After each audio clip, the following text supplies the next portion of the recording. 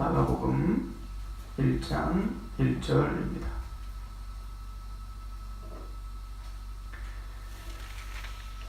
우리 함께 봉독하도록 하겠습니다.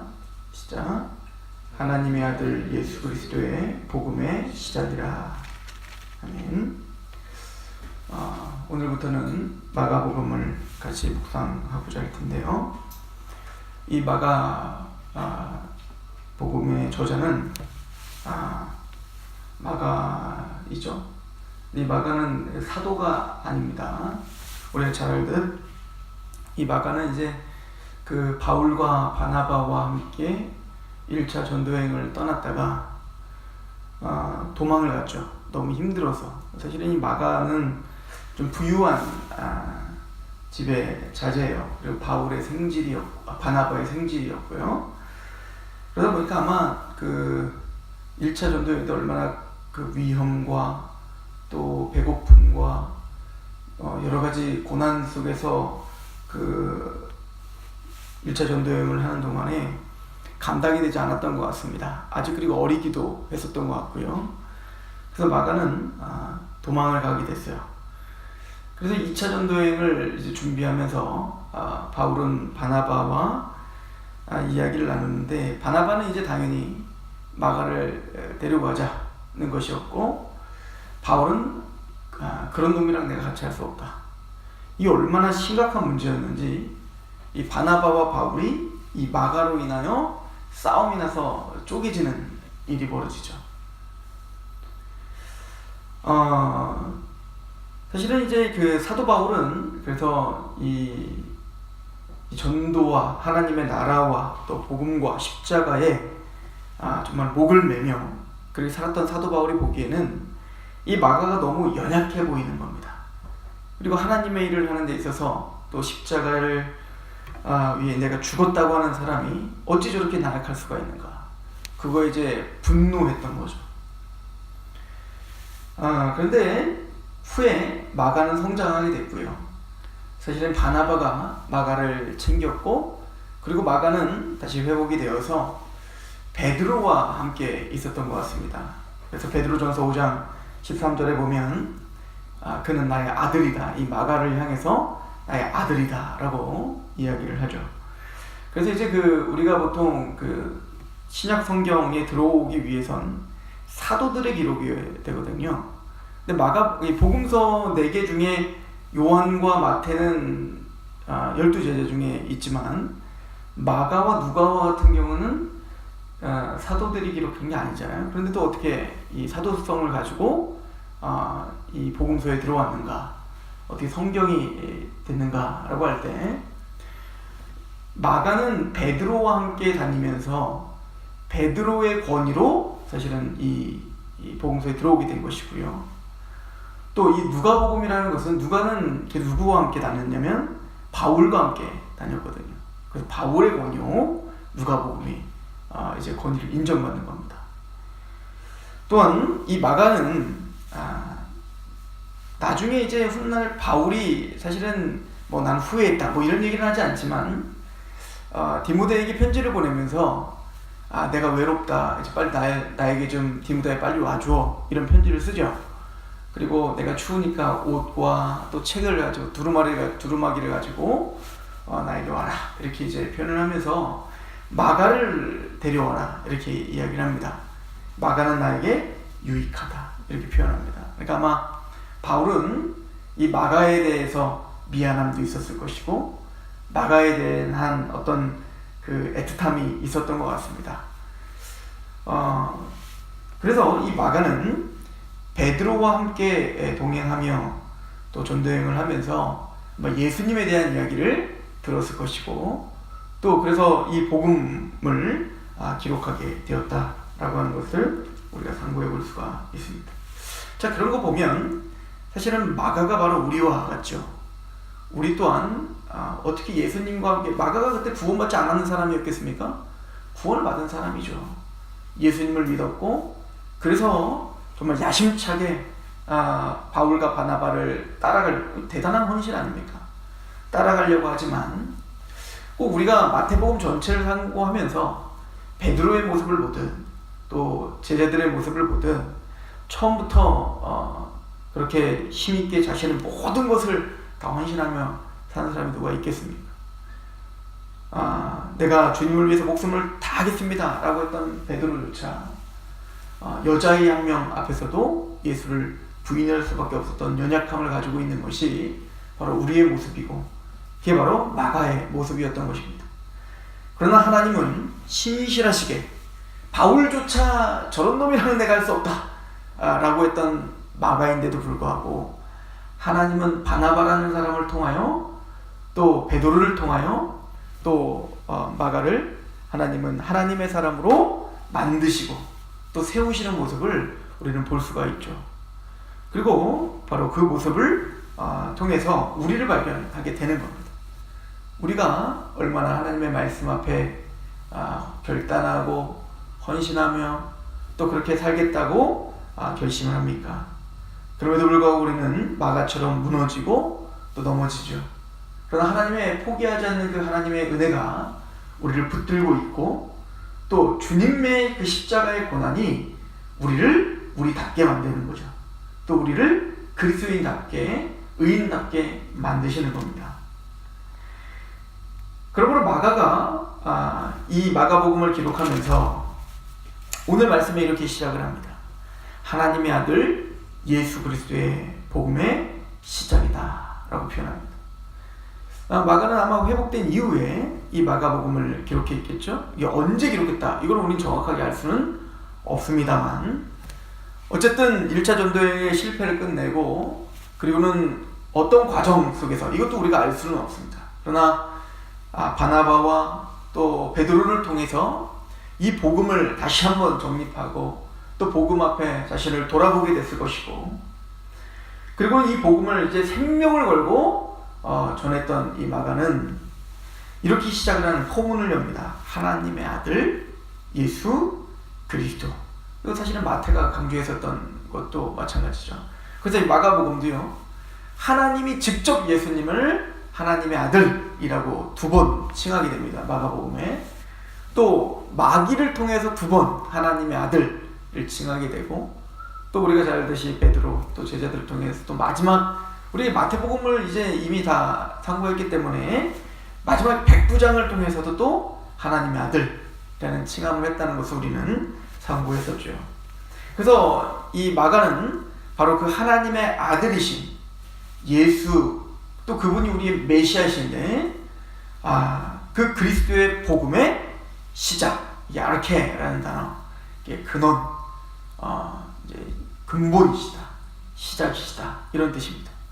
복음이라는 말은 유앙겔리온이라는 말은 여러 가지로 사용이 됐었어요. 그러나 이제 크게 몇 가지로 압축이 되는데, 첫 번째는 왕이 이제 개선했을 때, 그러니까 전쟁이 일어났을 때 그 전쟁에서 승리하고 돌아오는 소식이 복음입니다. 이게 유앙겔리온, 이게 기쁜 소식인 거죠. 또 하나는 이제 왕위를 이어받을 왕손, 그죠? 이제 왕자가 태어났을 때 이게 바로 기쁜 소식입니다. 이제는 그 나라가 더욱더 굳건하게 세워지는 거예요. 왜냐하면 이게 심각한 문제였기 때문에 그렇습니다. 만약에 아들이 없어버리면 어떻게 될까요? 분쟁과 분란이 일어나고 또 이제 나라가 위태로워지기 때문에 이제 왕위를 이어받을 왕자가 태어났다는 것은 이 나라의 근간이요, 또 이 나라가 굳건히 세워지는 이야기거든요. 그런 의미의 사실은 왕적이고 또 통치적인 단어가 바로 이 복음이라는 단어입니다. 그러므로 예수님, 이 예수 그리스도의 복음, 즉 예수님이 이 땅에 오시어 정말 하나님의 나라와 하나님의 그 왕국과 하나님의 통치가 임했다라고 하는 게 사실은 복음의 이야기거든요. 그래서 그 통치의 절정이 뭐냐면 바로 십자가와 부활인 거예요. 그래서 우리는 십자가와 부활을 복음이라고 부르는 것입니다. 왜냐하면 예수님의 어떻게 하나님의 나라가 견고하게 섰고 어떻게 하나님의 나라가 굳건하게 섰는가, 어떻게 하나님의 통치가 온전히 우리에게 임했는가, 그것은 세상의 권세와 세상의 지혜와 세상의 부를 가지고 하나님의 나라가 세워지는 게 아니라 바로 예수님의 십자가의 죽으심으로 하나님의 나라는 굳건하게 선다는 것입니다.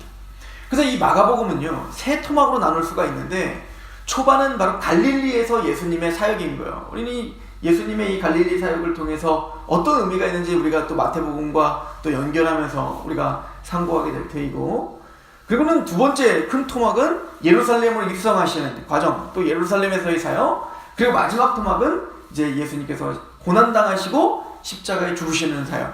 그래서 사실은 마가복음 굉장히 심플한 구조를 가지고 있고, 그리고 특별히 고난에 굉장히 집중을 하고 있습니다.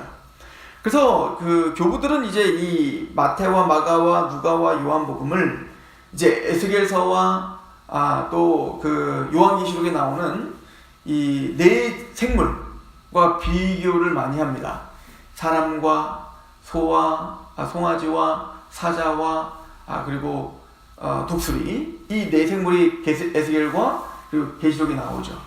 그래서 그 네 생물은 바로 천사를 가리키고 있는데, 또 네 방향 모든 땅을 가리키고 있는데, 그 모습이 네 가지의 생물로 표현되어 있단 말이에요. 그래서 물론 이걸 또 그 마가가 사자다, 마가가 송아지다, 이게 또 나눠지기는 합니다.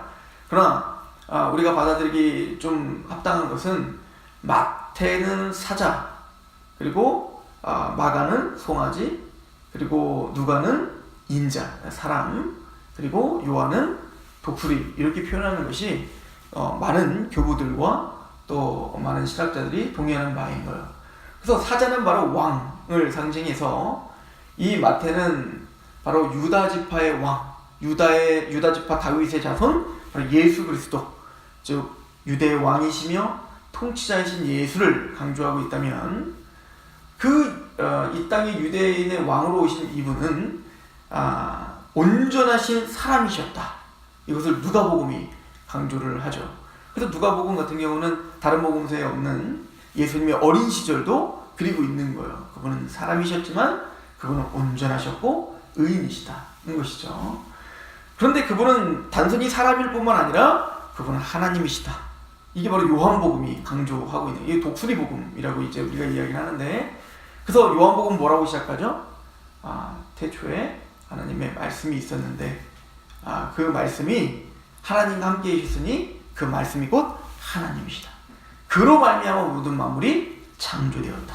그분은 창조자요, 그분은 하나님이심을 강조하는 게 바로 요한복음, 그래서 하늘복음, 그리고 독수리라고 우리가 표현을 하는 겁니다. 그럼 마가복음 뭐냐? 그분은 하나님이셨고 유대의 왕이셨고 온전한 사람이셨는데, 그분이 이 땅에 고난을 당하시는 화목제물로 오셨다, 송아지다 라고 표현하는 것이 바로 마가복음. 그래서 마가복음은 가장 짧은 복음서인데도 불구하고 가장 고난에 집중하여 표현하고 있다는 것이죠. 마가에 한번 입장이 돼봅시다. 내가 그렇게 실패자였던 나, 그런데 나를 포기하지 않으시고 마침내 나를 회복시키시고, 바나바를 통해, 베드로를 통해, 또 여러 가지 상황을 통해 나를 회복시키시고 마침내 주를 위해 살게 하시는 그 힘, 그 원동력이 무엇이었을까? 바로 복음이었다는 거예요. 예수님의 십자가의 사건, 예수님의 그 고난의 사건이 나를 변화시켰고 하나님의 나라가 나에게 임하게 했으며, 그런 비천하고 자격이 없는 나를 변화시켜 내가 주님을 위한 하나님의 나라가 될 뿐만 아니라 나를 통하여 하나님의 나라가 확장되고 있음을 마가는 자신의 모습을 통해서 확증했을 것입니다. 그리고는 그런 심정으로 베드로에게 들었던 그 예수에 대한 이야기와 또 복음에 대한 이야기를 지금 풀어나가는 겁니다. 지금도 내가 할 얘기는 하나님의 아들 예수 그리스도 복음, 그 하나님의 왕국의 통치와 그 하나님의 나라와 그 예수 그리스도의 십자가 부활로 절정을 이룬 이 세상의 하나님의 통치와 그 통치가 확장되는 그 이야기의 시작이다 라고 이야기하는 것이죠. 그럼 1장 14절을 보시면, 요한이 잡힌 후 예수께서 갈릴리로 오셔서 하나님의 복음을 전파하셨다. 복음이 뭔지를 설명합니다. 그 복음은 무엇입니까? 이르시되 때가 찼고 때가 찼다. 이것은 창세전부터 하나님이 계획하셨던, 그래서 아담이 이 땅에 있고 타락한 이후, 창세기 3장 15절에 여자의 후손이 뱀의 머리를 밟겠다 예언하신 그 복음이 선포된 이후 말라기까지 구약 전체가 기다렸다. 하나님이 선지자를 통해서 끊임없이 선포하셨던 바로 그때다. 그 복음이 드디어 시작됐다. 그 하나님의 나라가, 그 하나님의 통치가, 그 절정의 시간이 드디어 시작됐다는 거거든요. 그때가 찼다. 그리고 하나님의 나라가 가까웠으니 너는 회개하고 복음을 믿으라. 하나님의 나라에 대한 이야기인 겁니다. 하나님의 통치가 시작됐다. 예수님의 십자가의 사건으로, 예수님이 이 땅에 오심으로 말미암아 그 하나님의 복음, 그 하나님의 통치가 시작됐다. 때가 찼다. 나는 이제부터 그 복음의 이야기를 시작하려 한다. 라고 복음을 연 겁니다. 우리도 마찬가지죠. 우리 안에 그 예수님의 복음이 시작된 겁니다. 그 하나님의 통치가 시작된 겁니다. 만세전부터 기다렸던, 그래서 마침내 그 아들을 통하여, 그 십자가의 고통을 통하여 마가처럼 쓰러지고 연약하고 또 주님을 배신하고 떠날 수밖에 없는 베드로처럼 그런 육신 연약한 우리들에게 하나님의 복음, 하나님의 아들 예수 그리스도의 복음이 시작된 겁니다.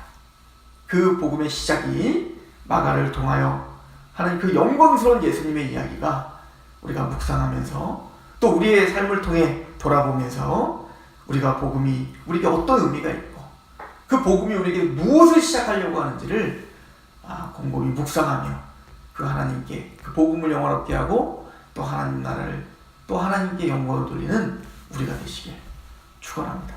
기도하겠습니다. 하나님 아버지, 우리는 마가를 통해서 전해주는 예수 그리스도의 이야기, 하나님의 아들과 그리스도의 이야기, 그 복음의 시작을 듣습니다. 하나님, 이 복음이 우리 마음판에 선포될 때 우리 안에 하나님의 나라와 그의 통치가 시작되게 하시옵소서. 그의 통치가, 그의 나라가 우리를 부여잡고 우리 생각과 마음과 우리의 전 의지를 굴복시키게 하시옵소서. 하나님, 그렇게 오늘 하루를 그 복음을 묵상하고 그 복음의 의미와 그 복음이 우리에게 어떤 의미가 있는지, 또 무엇을 시작하는지, 또 그 복음이 어떤 이야기인지를 생각하고 묵상하는 하루가 되게 하시옵소서.